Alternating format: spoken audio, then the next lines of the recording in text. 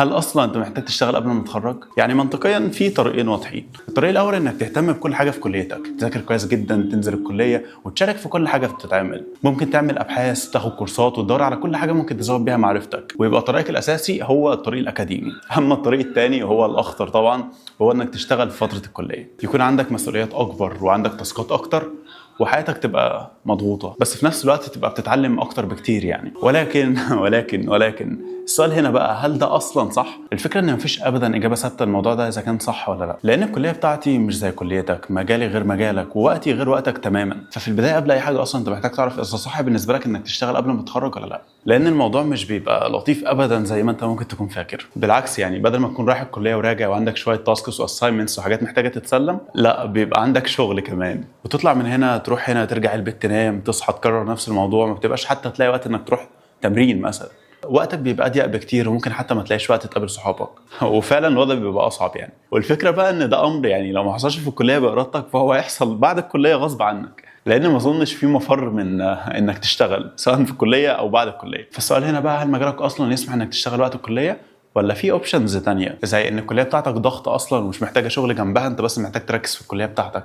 بحس ان ده حاجه احسن اصلا من انك تشتغل جنب الكليه. بس من هنا بقى تقدر تعتبر دي نقطه بدايه تقرر منها انت اصلا محتاج شغل ولا يفضل انك تكون في الكليه وتكتفي بيها. بس الفكره برضو ان زي ما في عيوب كتير جدا للشغل وقت الكليه زي الحاجات اللي ذكرناها قبل كده، بلس كمان ان غالبا هتاثر في الكليه وهتاثر في مذاكرتك، وكمان الوقت اللي كنت بتاخده لنفسك والوقت اللي كنت بتحطه انك تتعلم فيه حاجات جديده، كل ده غالبا مش هيبقى موجود بنفس الشكل لما تبدا انك يكون في شغل في حياتك. ولكن زي ما في كل العيوب دي، في برضه مميزات تستاهل انك تاخد التجربه دي كلها. شخصيا انا كنت حد انتروفيرت جدا، كنت احب اكون بعيد عن الناس على قد ما اقدر، ما كنتش بحب اتعامل كتير مع حد، وفي معظم الوقت كنت ببقى محرج اصلا من غير سبب. كنت بحس ان الناس كلها مركزه معايا، وحتى لو حد انتقد شغل او حاجه انا عملتها كنت بزعل انا. كنت بحس ان الانتقاد ده موجه ليا انا بشكل شخصي يعني.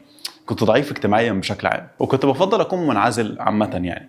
والفكره ان دي صفه يعني حرفيا شائعه جدا جدا وسط الشباب كلها دلوقتي. والفكره بقى ان دي صفه ممكن تضعف فرصك يعني جدا جدا يعني. حتى انت لو ما شاء الله شاطر جدا في مجالك ومفيش حد يعرف يعمل الشغل ده احسن منك انت، وجي حد بس بيعرف يتكلم كويس شويه هياخد الشغل ده منك، وتبقى متفاجئ انت مثلا قعدت في الكليه 3 4 5 سنين وفي الاخر انت مش لاقي شغل او مش عارف تاخد شغل او مش عارف تشتغل عامه. ودي من اكتر الحاجات اللي الشغل وقت الدراسه بيفرق فيها، لانه بيخلي السوفت سكيلز عندك اقوى بكتير جدا، لان كونك وسط ناس اكبر منك وبتعدي بتجارب جديده كل يوم تقريبا، ده بيخلي طريقه تفكيرك نفسها تتغير. يعني انا لما كنت فاكر الناس كلها مركزه معايا وببقى محرج حتى لو اتكلمت، اكتشفت ان مفيش حد مهتم اصلا. انت حتى لو مشيت في الشارع تغني محدش مهتم يعني رقصت في الشارع محدش مهتم برضه. وده بيخليك تحط نفسك في مواقف اكتر بكتير وتعمل علاقات اكتر. والعلاقات حرفيا بقت اهم حاجه في الايام دي، لان لما تعرف ناس بخبرات مختلفه وفي اماكن مختلفه تقدر لما تحتاج تنفذ فكره يعني بسهوله تلاقي المصادر اللي تساعدك والخبرات اللي انت ممكن تكون محتاجها في الفكره بتاعتك دي. واحيانا ممكن شخص واحد بس اتعرفت عليه او قابلته يغير مسار حياتك كله، وكل حاجه انت ممكن تكون كنت بتخطط لها او البلان اللي في دماغك. صباح الخير. كنت حاسس اني مرهق جدا امبارح، ببص دلوقتي على الحاجات اللي اتصورت امبارح يعني وشي حاسس ان هو مش هنا خالص. ف وقفت حتى تصوير امبارح في النص كده، كفايه مش مشكله بقى. فتمام يعني. احب اجواء رمضان. الساعه دلوقتي 5 خلاص، المفروض المغرب هتأذن الساعه 5 ونص. الحمد لله احنا خلاص يعتبر في اخر رمضان، 26 رمضان تقريبا. جري بسرعه قوي السنه دي زي كل سنه، بس الحمد لله يعني.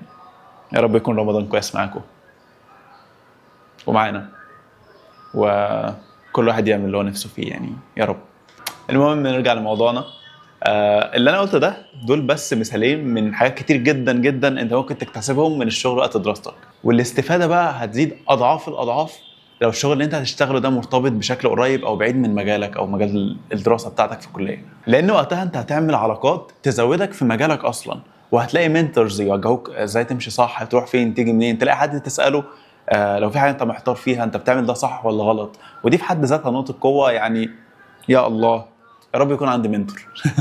يعني فكره ان في حد يقول لك الطريق اللي انت تمشي فيه الصح، انت ممكن تمشي كده، او يفهمك مثلا انت لو عملت كذا هتلاقي ايه قدامك، او حرفيا تحس ان هو بيحكي لك من المستقبل اللي انت يعني لو انت عملت كذا هتلاقي كذا، لان هو بالفعل مجرب. انت مش محتاج تكتشف كل حاجه بالطريقه الصعبه الا لو ما عندكش منتور زي بس عامة اللي عايز اقوله ان في كل الحالات، سواء اشتغلت شغلانه قريبه من مجالك او لا، اي شغل غالبا هتشتغله انت هتطلع بيه بحاجات وباستفاده عمرك مستحيل تطلع منها لو انت بس فضلت قاعد لوحدك او شغال لوحدك. ولو اجلت الشغل بعد التخرج حتى، فانت برضه ستيل هتكتسب الحاجات دي لانها امر مفروغ منه، ولكن هتبقى متاخر. فرق شاسع بين الشخص اللي اشتغل وقت الكليه والشخص اللي هيشتغل بعد الكليه. ولكن القاعده هنا مش عامه ابدا. انا مش بقول ان ده الطريق الصح وانت لازم تعمل كده، لا خالص. في كليات اهم بكتير، يعني اهم بكتير من انك تشتغل هو انك تركز فيها. فكل واحد على حسب الكيس بتاعته طبعا. يعني دي التجربه بتاعتي. انا حاسس ان انا لو رجعت مره تانية مكان ما كنت، انا هعمل نفس الموضوع تاني، لان انا فعلا الشخص اللي انا عليه دلوقتي مش هو اللي انا كنت عليه زمان. ولكن برضو في حاجه مهمه جدا يعني لازم تخلي بالك. مش معنى ان انا دلوقتي عمال اقول الشغل وقت الكليه مهم وانت لازم تشتغل ومش عارف ايه وهتكتسب حاجات قد كده وهتتعلم كتير وهتفهم حاجات كتير، ده مش معناه ان القاعده دي برضو هتبقى على اي شغل انت ممكن تشتغله ابدا. يعني على سبيل المثال مثلا شغلانه زي الكول سنتر، ده شغل حرفيا الناس كلها بتشتغل، مفيش حد في الدنيا ما اشتغلش كول سنتر.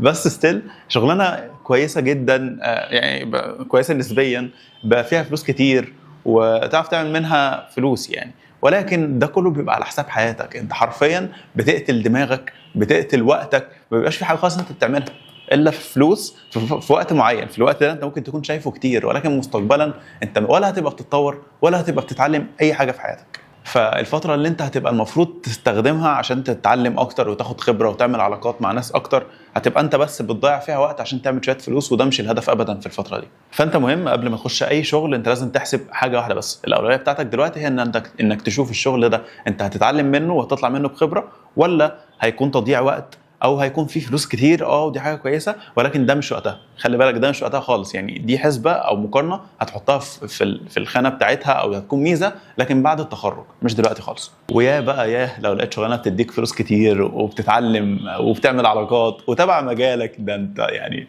تبقى 100 اوعى تسيبها دي.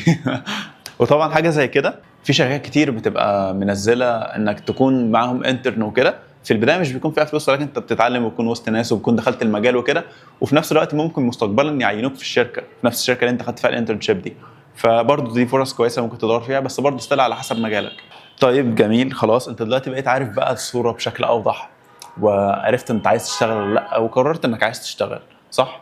السؤال هنا بقى اعملها ازاي؟ يعني خلاص انا عارف ان انا عايز اشتغل ازاي بقى؟ قول لي. هقول لك ببساطه. الشغل كله ماشي على قاعده اساسيه واحده بس، هي والله قاعده واحده بس، انك تكون بتقدم قيمه. يعني ايه بتقدم قيمه؟ يعني هقول لك حط نفسك مكان العميل. انت دلوقتي العميل، حلو، انت عندك مشكله وعايز المشكله دي حل، او عندك حاجه وعايز تعملها وانت ما عندكش الخبره الكفايه انك تعملها. هنروح لمثال ابسط. انت عندك شقه وعايز تظبط لها السباكه مثلا. دلوقتي انت عندك مشكله صح، انت محتاج تلاقي الحل في ايه؟ في سباك شاطر هيجي يظبط لك الموضوع ده كله، يقول لك محتاج ايه وهيعمله ازاي وهيخلص امتى. هو السباك جاله شغل ازاي؟ بان انت بقى عندك مشكله وهو عنده الحل. دي القاعده العامه. نفس الموضوع، انت مثلا هتكون بتقدم قيمه، انت عندك خبره في حاجه معينه، في شغل معين تقدر تحل مشكله بشكل ما، فعشان كده العميل هيقدر ان هو بقى يلجا لك انت، او يدور على شركه او يلاقي حد يحل المشكله دي. وانت لو فعلا بتقدم حل بشكل كويس في اي مجال ايا كان هو ايه، مش صعب انك تبدا مع نفسك وتبدا دلوقتي بالذات. يعني احط اعلان ب 200 300 جنيه هتلاقي الدنيا بدات ان هي تزق معاك، هتلاقي الدنيا احسن. وفعلا الموضوع بسيط والله، بس الفكره كلها انك تحاول تدوس، يعني حاول تزق، حاول تخش بدماغك حرفيا في الموضوع ده. طول ما انت عارف انك عندك قيمه او عندك حاجه تضيفها او عندك مشكله انت عارف تحلها ايا كانت المشكله دي ايه، حتى لو موجوده وفي ناس بتحلها وكده، مش مشكله، قرر. يعني انت شوف نموذج شغال وحاول تكرر نفس النموذج ده. هتلاقي ان الدنيا في الاول بتمشي معاك، وهتلاقي نفسك بعد كده بتضيف الاضافات بتاعتك اللي بتخليك انت شخص مميز. دي طبعا القاعده العامه، اللي هو انت حتى لو هتبدا مشروع من الصفر خالص، لو انك تبدا شركه من الصفر خالص، هي دي اللي بتمشي كده بالظبط. سيم برضه نفس الموضوع لو انت بتشتغل في شركه. انت ليه بتدي ناس السي في؟ ليه بتدور وبتروح وبتيجي؟ علشان تقول لهم ان انا كويس في المشكله دي وبعرف احلها صح. فالفكره كلها بقى ان هم محتاجين يشوفوا ان انت كويس في الحته دي. فوليكن مثلا انت فرونت اند ديفلوبر، انت محتاج تشتغل على مشاريع اكتر، محتاج تبني، محتاج توريني، انا محتاج اشوف انك بتعرف تعمل حاجات كويسه. يعني انا مثلا وليكن لو انا عايز ابني موقع اي كوميرس مثلا، هروح لحد بيقول لي ان انا شاطر جدا فرونت اند وهعرف ابني لك الموقع ده كويس جدا، ولا هروح لحد اوريدي موريني السايت بشكل ما قريب من اللي في دماغي، بس هقول له تمام ده كويس جدا، انا عايز حاجه شبه كده بس بايه، بالاضافات بتاعتي بقى. هيروح لمين؟ اكيد هيروح للحد اللي عنده مشاريع اكتر صح. فانت محتاج انك تبرز مشاريعك، تبين نفسك، نزل حاجات على لينكد ان، شوف الشغل اللي انت بتعمله ونزله، والله حتى لو بتبيع فراخ يعني الدنيا هتمشي. بس المهم او الاهم انك تبين نفسك، تظهر الحاجه اللي انت بتعملها دي عشان الحد اللي عنده المشكله يشوف عندك الحل فيجي لك على طول. خلينا نلخص كل ده او نرجع للفكره الاساسيه. انت لازم يكون عندك حاجتين اساسيين، الاولى ان يكون عندك مهاره او حاجه تعرف تحل بيها مشكله، والثانيه انك تعرف تسوق لنفسك او توري الناس ان انت بتعرف تعمل الحاجه دي. طب جميل، وده هيحصل ازاي؟ عن طريق انك تعمل مشاريع. يعني انا اول شغل اشتغلته كان بسبب فيديو انا عملته من غير حتى ما اكون بسعى وبدور على شغل. الشخص اللي اشتغلت معاه شاف الفيديو وقال لي كويس جدا انا بدور على حد يعمل لي ده وعايز زي ده. ما قاليش مثلا انت بتعرف تعمل كذا، ما وجهليش اصلا السؤال ده، لا هو شاف اللي انا عملته وقال لي انا عايز زيه على طول. فانت محتاج تخلي الناس تشوف اللي انت بتعمله ده، محتاج تعمل الاول توري الناس، وقتها يبدا يظهر الطلب على الحاجه اللي انت بتعملها دي. انا عارف ان الكلام سهل، والكلام اللي انا بقوله دلوقتي ممكن يبان شويه بسيط او مترتب دلوقتي، ولكن الفكره ان الموضوع برضو مش سهل. يعني هتحس احيانا انك متاخر وانك مش فاهم حاجه ومش عارف اللي بيحصل ده صح ولا غلط ومش لاقي شغل، وتحس احيانا انك مش كفايه، ولكن ده مش شيء سيء، بالعكس تماما. يعني طالما انت في مكان بيخليك تحس ان انت مش كفايه ومحتاج تعمل اكتر ومحتاج تشتغل اكتر على نفسك، فانت غالبا في المكان الصح حاليا ليك، لانك هتبقى كل يوم بتتعلم، كل يوم بتكتسب خبره جديده وبتتحط في موقف جديد، ودي حاجه بتبقى بتضيف لك انت اكتر بكتير. فحاول دايما تحط نفسك في تجارب زي دي. واخيرا السؤال بقى، هل ممكن تشتغل قبل ما تتخرج؟ اكيد ممكن، بس انت في البدايه محتاج تعرف ده مناسب ليك ولا الانسب ليك انك تركز في اللي انت فيه دلوقتي. اهم حاجه حاليا في الفتره دي مش انك تشتغل او انك تعمل فلوس او انك تروح او تيجي او تلف الدنيا، اهم حاجه انك تتعلم كويس جدا في الفتره دي، سواء بخبرات عمليه، سوفت سكيلز تعرف تتعامل مع الناس، او اكاديميا وتبني لنفسك مهاره وحاجه تعرف تقدمها بعد كده عشان تعرف تشتغل بيها. ومفيش مفر من الشغل، فان شاء الله يعني ربنا يقدم فيه الخير وانت بس اسعى. اللي قلته ده كله كان تقريبا تجربتي، او الاربع سنين اللي فاتوا اللي انا عديت بيهم دول، تجربتي في الشغل، في الحاجات اللي انا عديت بيها، ممكن اكون ما ذكرتش تفصيل بشكل شخصي عليا، ولكن دي الحاجات اللي انا اتعلمتها فعليا. فبس اشوفك على خير ان شاء الله في فيديو جاي.